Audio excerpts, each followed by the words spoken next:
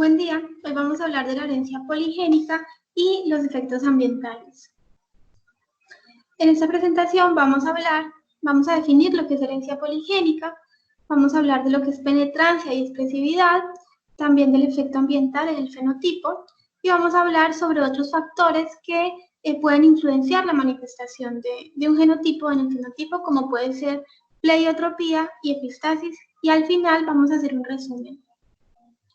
La herencia poligénica es la transmisión de caracteres cuya manifestación depende de varios genes, de 2, 3, 5 o más genes. Esta clase de herencia se conoce también como multifactorial, cuantitativa o de variación continua, y en el transcurso de la presentación van a entender por qué recibe también estos nombres. Acá les quería dar algunos ejemplos de los rasgos que están definidos por la acción de más de un gen, como puede ser, por ejemplo, la altura o el color de la piel. Es posible que algunos de ustedes hayan encontrado familias en las cuales, por ejemplo, uno de los padres tiene color blanco en su piel y otro puede tener un color más oscuro y sus hijos presenten una gran variación en ese fenotipo. Pueden tener hijos más oscuritos o más blancos o intermedios. Y lo mismo pasa con el carácter de altura. Y esto se debe a que estos rasgos están determinados por la acción de múltiples genes con diferentes alelos, y la combinación de estos genes y alelos pueden generar esas pequeñas variaciones en la descendencia.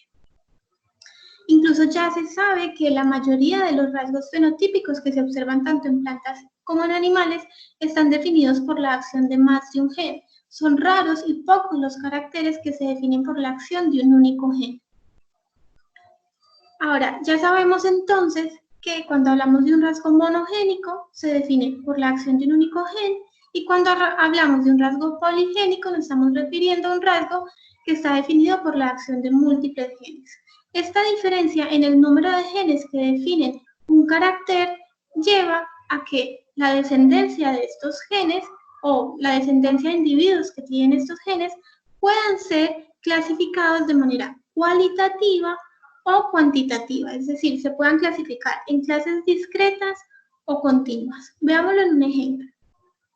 En un rasgo monogénico, la clasificación de la descendencia puede ser más sencilla, ya que en este tipo de rasgos se pueden clasificar en grupos, como aquellos que presentan el rasgo o que no presentan. Por ejemplo, aquellos que tienen acondroplasia o no tienen acondroplasia.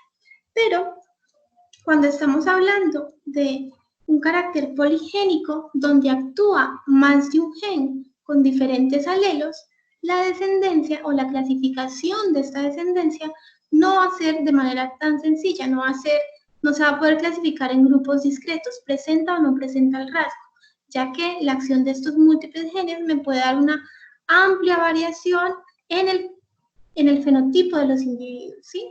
Veámoslo en un ejemplo. Nilsson fue un investigador que en 1909 se encontraba realizando experimentos similares a los de Mendel, y él estaba cruzando plantas de trigo que tuvieran espigas color rojo con plantas de trigo que tuvieran espigas color blanco, y seguramente esperaba encontrar un patrón similar en la descendencia a la que encontró Mendel con sus experimentos de guisante.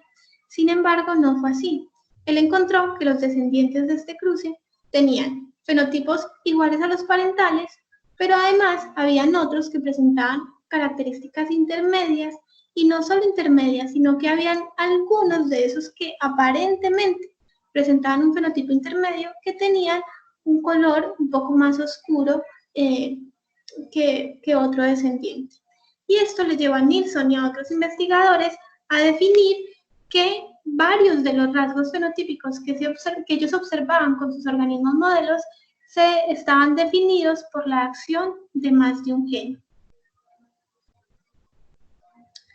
El efecto combinado de todos estos genes, entonces, produce una variedad continua de fenotipos en la descendencia.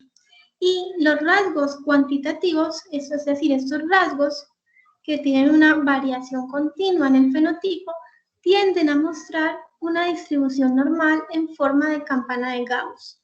Sigamos el ejemplo que les acabo de mencionar de la espiga de trigo. Entonces, Si vamos a cuantificar esta descendencia, ellos pudieron observar que había unos pocos que eran o blancos o unos pocos que eran oscuros, y así fueron encontrando algunos individuos con un color un poco más oscuro, otros como con unos colores intermedios y otros con unos colores un poco más claros, ¿sí? Entonces, fíjense que todos los individuos, los rasgos que dependan de la acción de más de un gen, por lo general van a mostrar una amplia diversidad en los fenotipos, ¿sí? Y siguen una distribución continua. Veamos esto en un ejemplo. Vamos a hacer un ejemplo de la acción de varios genes en el fenotipo. Vamos a trabajar ahora con el pigmento rojizo de los granos de trigo. Y este pigmento rojizo está definido por la acción de 3 genes, gen A, gen B y gen C. El gen A va a tener 2 alelos, A mayúscula, A minúscula, y lo mismo va a ser el gen B y el gen C. Los alelos mayúscula, es decir, estos de acá, van a producir pigmento, y los alelos minúscula no van a dar pigmento. Entonces, si tenemos un individuo que tenga A minúscula, no va a aportar pigmento este genotipo. Si es heterocigoto, A mayúscula, A minúscula, va a aportar un pigmento, digamos, intermedio. Y si es homocigoto dominante, es decir, A mayúscula, no quiero usar el término dominante acá para no confundirlos, vamos a usar solo mayúscula o minúscula. Y si es A mayúscula, este va a dar un pigmento 2 veces más que el que tiene un único alelo A mayúscula. Y a esto se le llama efecto aditivo de los alelos, ¿sí? Cuando, dependiendo del número de alelos que dan para un determinado pigmento están presentes, estos como que de alguna manera se van sumando y van dando colores más claros o más oscuros dependiendo de este número de alelos que presenten. Bueno, y esto mismo va a ocurrir para los alelos de los genes B y C. Ahora, si cruzamos entonces 2 plantas que sean heterocigotas para los 3 genes, fíjense acá, son heterocigotas, con una planta heterocigota para estos 3 genes, lo que encontramos es una amplia diversidad de color en la descendencia de estas 2 plantas, ¿sí? Vamos a encontrar en menor proporción plantas que tienen el color de la semilla, creo que este era el ejemplo, donde todas van a ser homocigotas para los 3 genes y por lo tanto va a tener un color más oscuro que el resto, o plantas que van a tener, donde van a ser todas minúsculas para ambos genes y por lo tanto no van a dar pigmentos, ¿sí? No van a mostrar color.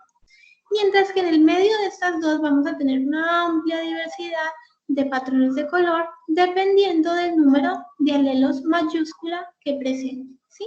Entonces, estos presentan menos alelos A mayúscula que este, por ejemplo, y por lo tanto presentan un color más claro en comparación con estos. Entonces, en este ejemplo podemos observar un espectro de fenotipos el espectro de fenotipos ligeramente diferenciados que se puede obtener en un rasgo poligénico que está definido por la acción de más de un gen.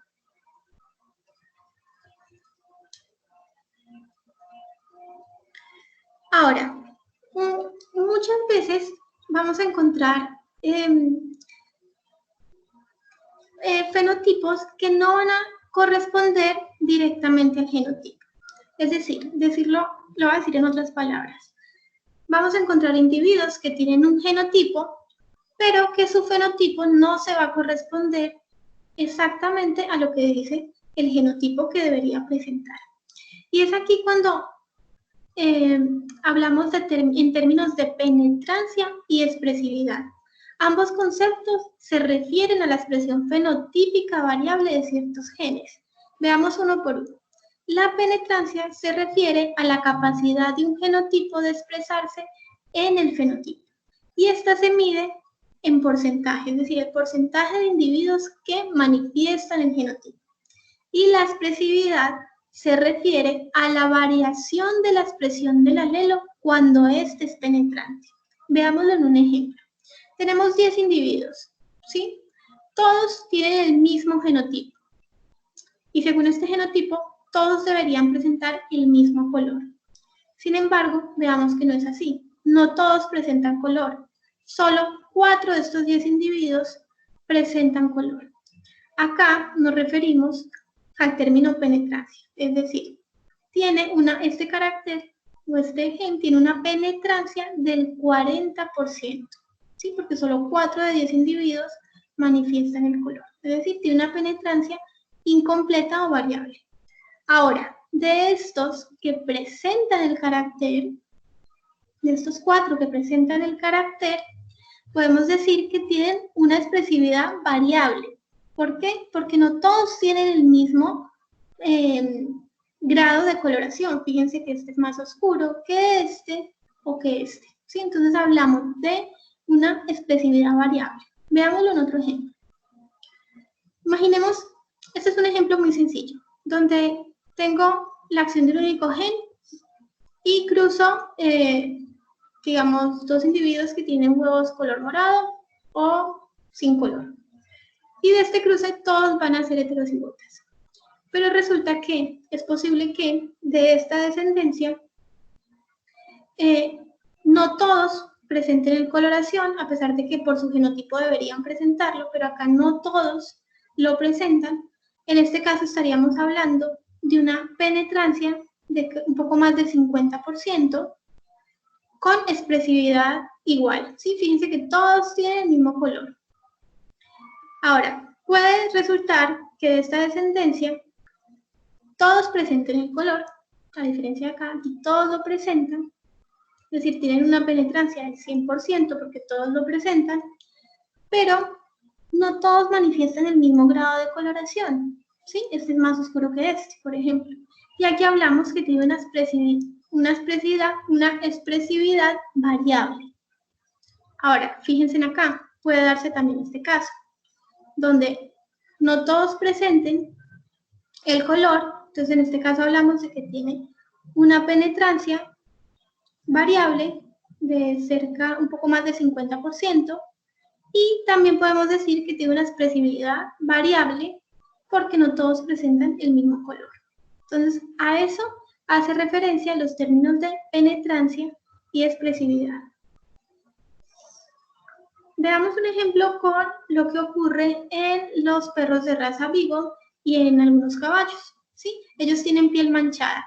No todos van a expresar no todos van a manifestar la misma expresividad para ese gen, ¿sí? Fíjense que algunos tienen las manchas más grandes que otros, entonces en este caso hablaríamos de que ese gen tiene una expresividad, o ese genotipo más bien tiene una expresividad variable. Lo mismo en caballos, ¿sí? Tiene expresividad variable, no todos tienen el mismo patrón. Ahora, veámoslo en una patología. La retinoblastoma es una enfermedad, en realidad es cáncer infantil de retina, y se ha visto que esta enfermedad tiene una penetrancia del 90%, es decir, el 90% de los individuos que presenten el genotipo para este tipo de cáncer lo van a manifestar. Y la expresividad es variable. ¿Por qué? Porque no todos, es decir, este 90%, no todos van a presentar el mismo grado de la enfermedad, ¿sí? Puede desarrollarse de maneras diferentes.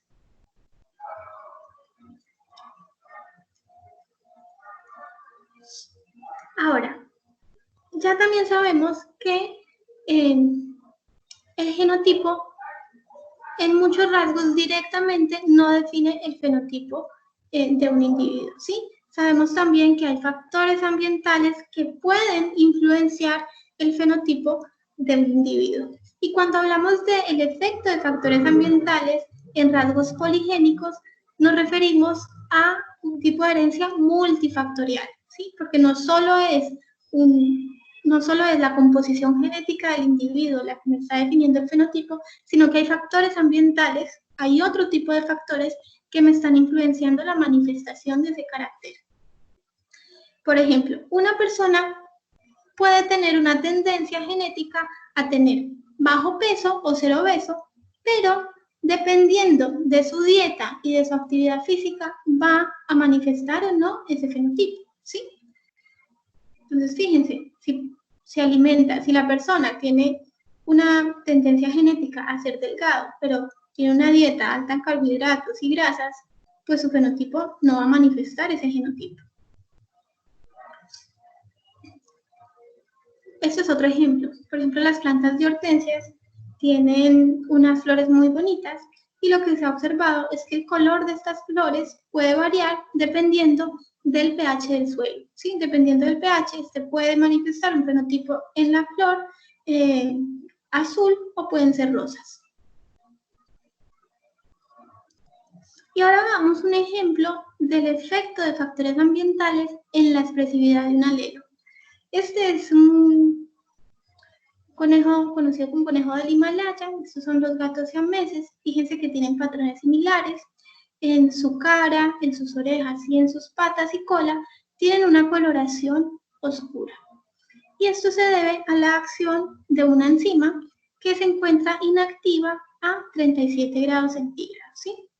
De modo que en las zonas del cuerpo donde la temperatura es de 37 grados, esta enzima va a estar inactiva, y en las zonas del cuerpo donde hay menos de 37 grados, esta enzima se va a expresar y va a generar una coloración negruzca en las zonas más frías del cuerpo, que es lo que ocurre, digamos, en este tipo de fenotipo.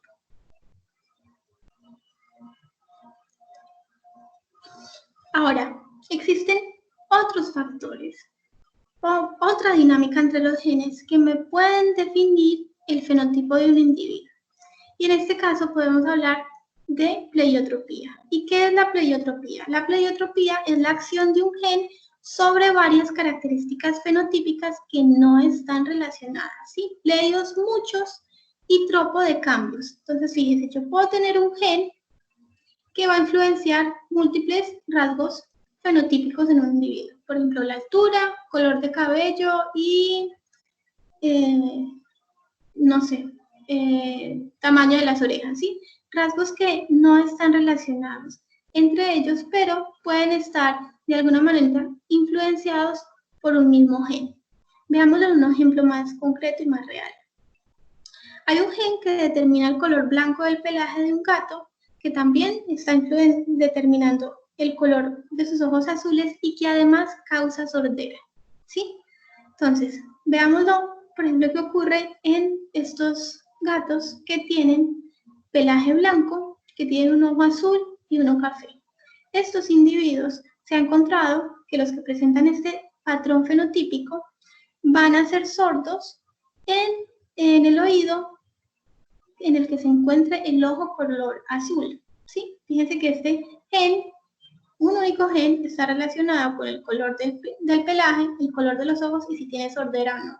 Entonces, en este caso, este gen, ya que está involucrado y me está dando un color de ojos azules, también va a generar sordera a este lado de la cara o de la cabeza. Mientras que en esta parte donde él tiene la acción de un gen que da el color café, es decir, que no actúa este gen que da el color azul, no presenta sordera. Ahora, ya vimos que hay muchos factores, ¿sí? Determinando la manifestación de un fenotipo y qué tanto se manifiesta o se expresa ese fenotipo. No es tan sencillo. Y hay otro factor que también hace muy compleja el estudio de estos rasgos o patologías que se ven influenciadas por la acción de varios genes, varios factores. Y este es la epistasis. ¿Y qué es la epistasis? Hablamos de epistasis cuando un gen enmascara el efecto de otro gen presente en un locus diferente. Y cuando se da este patrón de que un gen enmascara a otro gen, hablamos o utilizamos el término de gen epistático para referirnos al gen que enmascara la acción de otro gen y a gen hipostático para referirnos al gen cuyo efecto es enmascarado.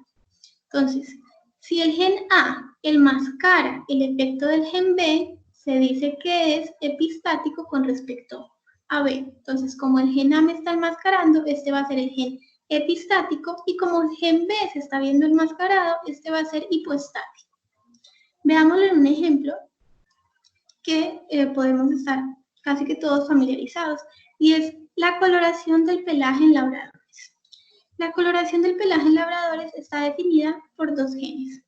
Un gen que va a definir el color del pigmento, si tiene pelaje negro va a ser A mayúscula y si tiene el AG marrón va a ser A minúscula y también está influenciado por la acción de otro gen que va a definir la expresión de ese pigmento. Es decir, B mayúscula va a tener pigmento, es decir, este gen se va a poder expresar. Pero si tiene B minúscula, este gen o este alelo no se va a poder expresar. Veámoslo con este individuo de color amarillo. Este individuo va a tener, en su genotipo va a tener los dos alelos B minúscula, ¿sí? Fíjense.